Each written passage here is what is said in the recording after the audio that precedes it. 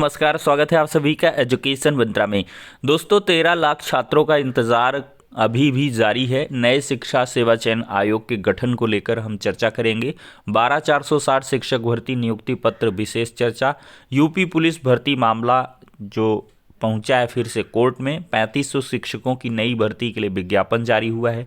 DElEd scrutiny का result जारी हो चुका है। बिहार शिक्षक बहाली की काउंसलिंग से जुड़ी हुई कुछ अपडेट है। तो चलिए दोस्तों, सारी खबरों को देखते हैं।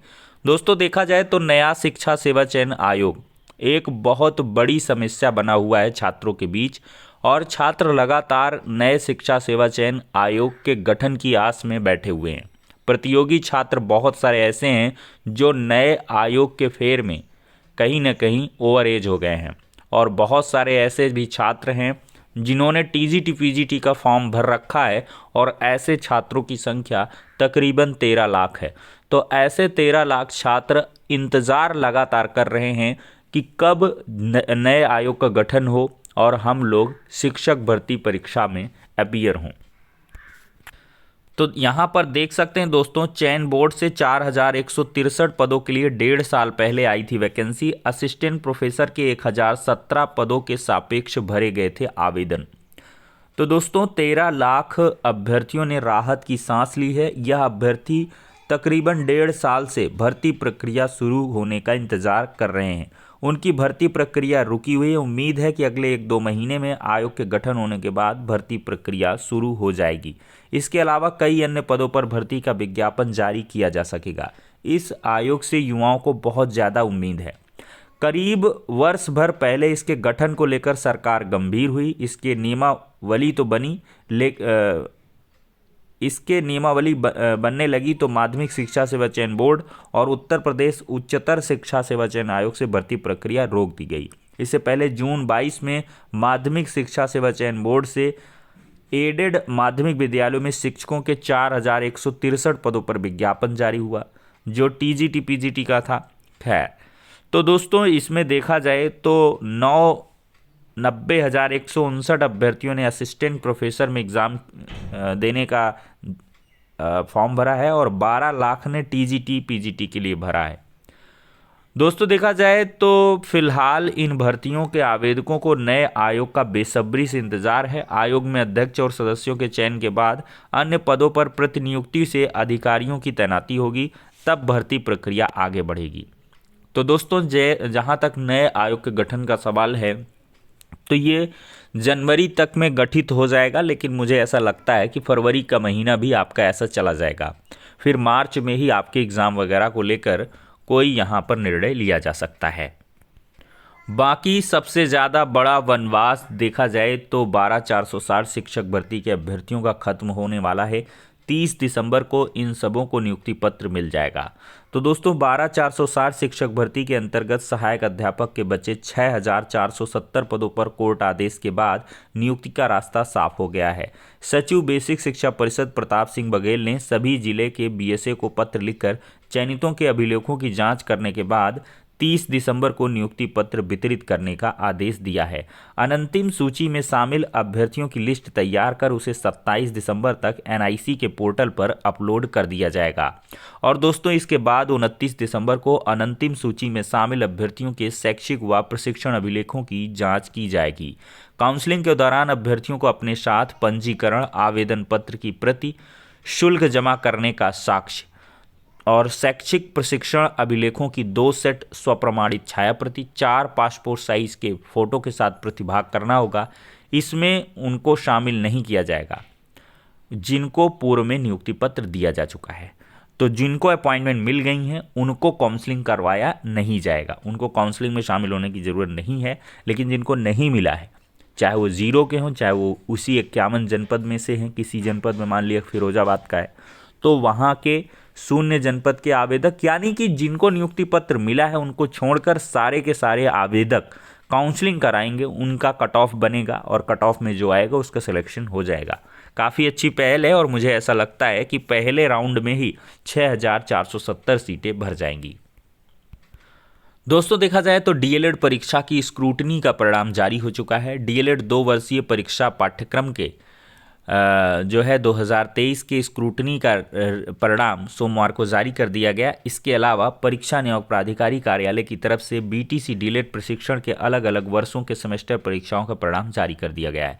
इसमें बीटीसी 2015 तीसरा सेमेस्टर, डीलेड 2027 जो है तीसरे सेमेस्टर, यहाँ पर 17 होना चाहिए, डीलेड 18-19 के तीसरे सेमेस्टर के स्क्रूटनी रिजल्ट शामिल है। साथ ही डीलेड 21 के प्रथम और तृतीय, 2022 के प्रथम, ये सब मतलब स्क्रूटनी btcexam.in पर आप लोग जाकर देख सकते हैं। और दोस्तों, यूपीपीएससी की तर्ज पर विश्वविद्यालय में शिक्षक भर्ती, केंद्रीय विश्वविद्यालय चयन पोर्टल तैयार। तो यहाँ पर दोस्तों 342 पदों पर शिक्षकों के लिए भर्ती के लिए आवेदन शुरू हो चुका है।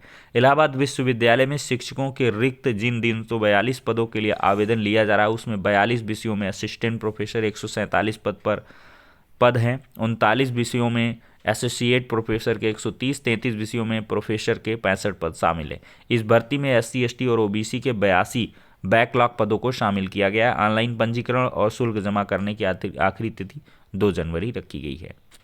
तो दोस्तों, शिक्षकों के रिक्त 342 पदों की भर्ती प्रक्रिया का विवरण भी CU चयन पर अपलोड है। अब अभ्यर्थी एक प्रोफाइल से देश भर में शिक्षकों के भर्ती के लिए आवेदन कर सकेंगे। इस पोर्टल के जरिए विश्वविद्यालयों में चल रही भर्तियों की मिलेगी जानकारी।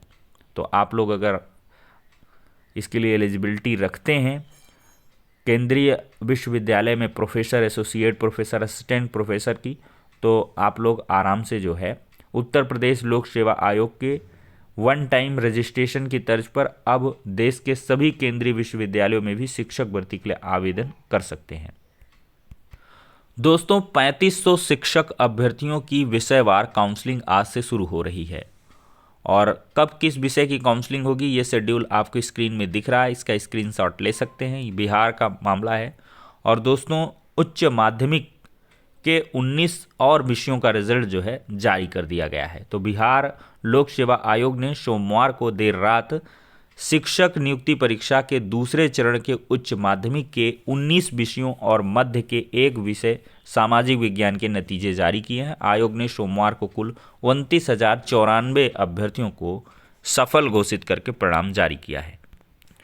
और दोस्तों, केंद्रीय सेवाओं में इस बार यूपी और बिहार के 25,388 लोगों को नौकरी मिली है। SSC ने वर्ष भर में जारी किए 14 भर्तियों के अंतिम परिणाम। इतनी भर्तियों को करने का बना मिशन मोड में रिकॉर्ड। तो दोस्तों 2023 अब समापन की ओर है। यह वर्ष उन बेरोजगार युवाओं के लिए सुखद रहा जिनको नौकरी मिल गई है। वर्ष भर में उत्तर प्रदेश और बिहार के 25,388 युवाओं को केंद्रीय सेवाओं में नौकरी मिली है। केंद्र सरकार के कार्यालयों और मंत्रालयों में ग्रुप B, C और D के कर्मचारियों की भर्ती SSC से होती है। पिछले वर्ष भर्ती प्रक्रिया में कुछ बदलाव किया गया। 3 से 4 चरणों में होने वाली परीक्षा को 2 चरणों में पूरा करने लगे। प्रमाण पत्रों की जांच बंद कर दिया गया। इस कार्य को नियुक्ति देने वाले विभाग को दे दिया गया। इस तरह 2 वर्ष तक चलने वाली भर्ती प्रक्रिया अब 8 से 10 महीने में पूरी की जा रही है। तो दोस्तों, ये सारी अपडेट हैं। और दोस्तों, यूपी पुलिस भर्ती का मामला पहुंचा इलाहाबाद कोर्ट। और दोस्तों, देखा जाए तो यूपी पुलिस भर्ती में आयु सीमा की छूट का मामला अब हाई कोर्ट पहुंच चुका है। सर्वेश पांडे और अन्य 28 प्रतियोगियों ने आयु सीमा में छूट के लिए अर्जी दाखिल की है। याचिका पर शीत अवकाश के बाद सुनवाई होगी। याचिका में कहा गया है कि यूपी पुलिस में वर्ष 2018 के 5 साल बाद भर्ती आई है, जबकि उत्तर प्रदेश सरकार ने सुप्रीम कोर्ट में वर्ष 2017 में मनीष कुमार के मामले में एफिडेविट दिया कि 2017 से 20 तक प्रत्येक वर्ष 30,000 भर्तियां अगस्त महीने में निकालेंगे, उसे समयबद्ध तरीके से पूरा करेंगे। लेकिन 2018 में 41,520 और 49,568 की 2 भर्तियों के बाद से अब तक कोई भर्ती नहीं आई थी। तो दोस्तों, इन आरोपों के साथ पुलिस भर्ती की जो कह लें विज्ञप्ति है उसको चैलेंज किया गया इलाहाबाद हाई कोर्ट में। और मुझे ऐसी उम्मीद है कि इसमें कोई बेनिफिट नहीं मिलेगा, याचिका खारिज हो जाएगी।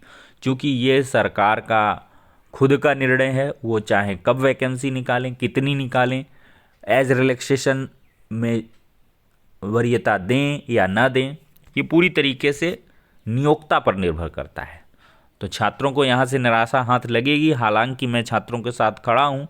यहाँ पर होना चाहिए कि थोड़ा सा यूपी सरकार थोड़ा सा इनके लिए सिंपैथी दिखाएं और सभी को शामिल कर लें भाई, आगे चुनाव भी है और फिर वैकेंसी थोड़ा लंबे समय बाद आ सकती है, तो जितने लोग मैक्सिमम पार्टिसिपेट कर लें अच्छी बात है। कोविड के कारण से बहुत सारे बच्चों का नुकसान भी हुआ था, बहुत सारे अभ्यर्थी नहीं फॉर्म भर पाए थे या विज्ञापन नहीं आ पाया था, तो बहुत सारी समस्याएं रही हैं। तो चलिए दोस्तों, ये हो जाती हैं आज की इंपॉर्टेंट अपडेट्स। वीडियो को लाइक एंड शेयर करें और चैनल पर पहली बार आए हैं तो सब्सक्राइब करके अवश्य रखें।